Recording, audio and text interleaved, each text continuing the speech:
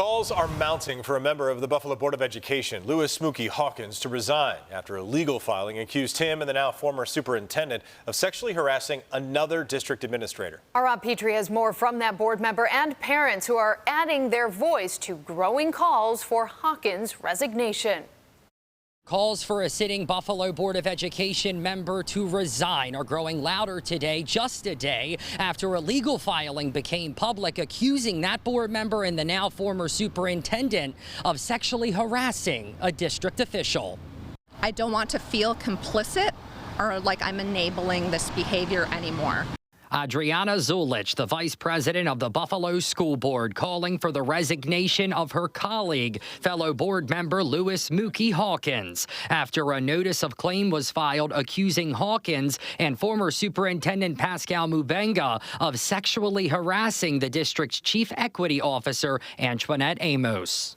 This is such a distraction, and I'm calling on my colleague, Louis "Smokey" Hawkins, to resign for the benefit of the district and so we can move forward.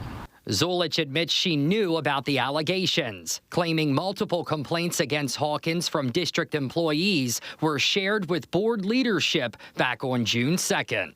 It's been a terrible 6.5 weeks. It is. It's weighing on me. And then plus the escalation, the superintendent was a shock.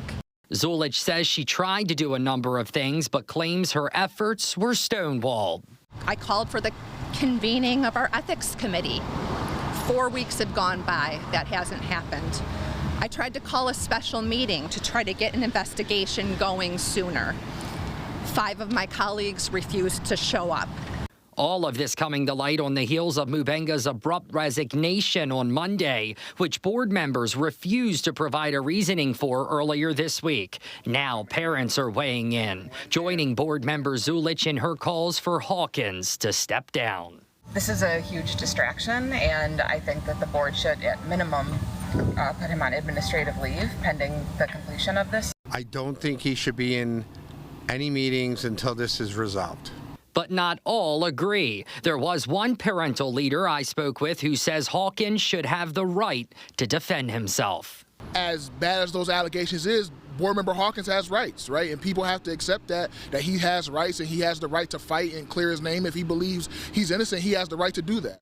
Meanwhile, the Buffalo Teachers Federation penning an open letter to the board, stopping short of calling for Hawkins' resignation, providing he refutes the allegations, saying he should recuse himself from his board member duties.